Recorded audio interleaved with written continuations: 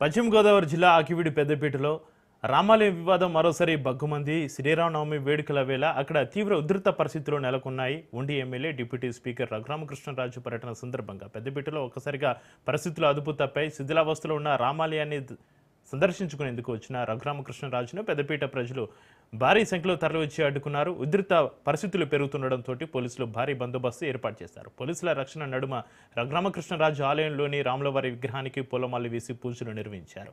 MLA పర్యటన ముగించుకుని వెనుదిరుగుతున్న సమయంలో ఒక్కసారిగా ఘర్షణ చెలరేగింది. స్థానికులు అక్కడికి వచ్చిన భక్తులు హిందువులపైన కర్రలతోటి దాడికి దిగారు.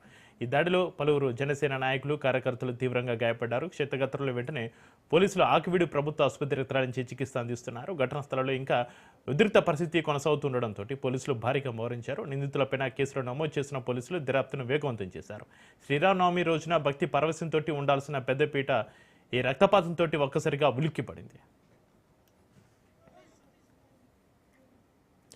పశ్చిమ గోదావరి జిల్లా ఆకివీడి పెద్దపేటలో మరోసారి బగ్గుమన్న శ్రీరామనవమి వేడుకలకు సంబంధించి మరింత సమాచారాన్ని మా ప్రతినిధి సతీష్ ఫోన్ లైన్లో అందిస్తారు. సతీష్, ప్రస్తుతం పశ్చిమ గోదావరి జిల్లా ఆకివీడి పెద్దపేటలో పరిస్థితి ఏ విధంగా ఉంది? సతీష్, చక్రి పశ్చిమ గోదావరి జిల్లా ఉండి నియోజకవర్గంలో అయితే శ్రీరామనవమి వేడుకలో జన సైనికులపై దాడి జరిగిందని చెప్పవచ్చు.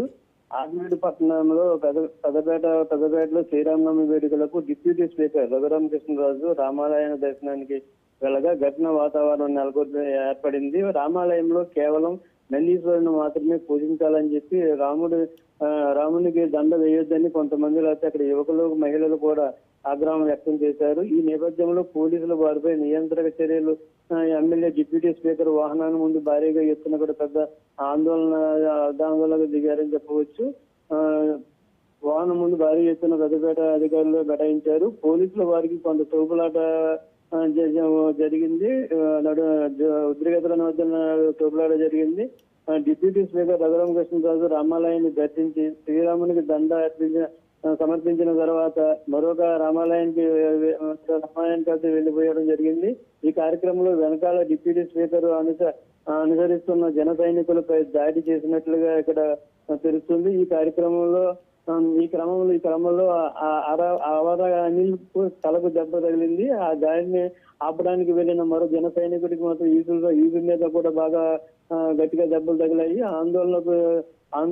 ఆందోళనకారులకు దిగారు. ఇరు జన సైనికులు తీవ్ర గాయాలు కావడంతో గౌర అనిల్ నౌది ప్రైవేట్ హాస్పిటల్కి తరలించారు. మరొక జన సైనికుని ప్రభుత్వ ఆసుపత్రికి తరలించడం జరిగింది. అలాగే ఇంకొక ఆయన కూడా మామూలుగా దెబ్బలు జరిగినాయి. డిప్యూటీ స్పీకర్ రఘురామకృష్ణరాజు అయితే ఈ సంఘటన తీవ్ర స్థాయిలో ఖండించారు.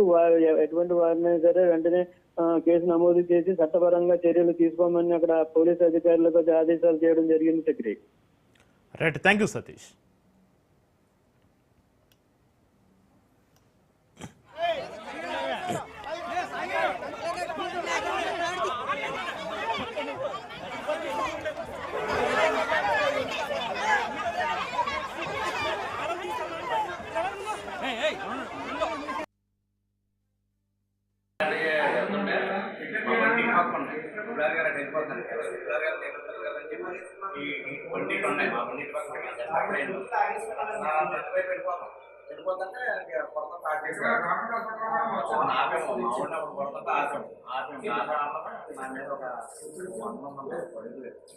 మొత్తానికి ఇది బాబు కూర్చుని అంటే 5 రోజులు కలపరమాలి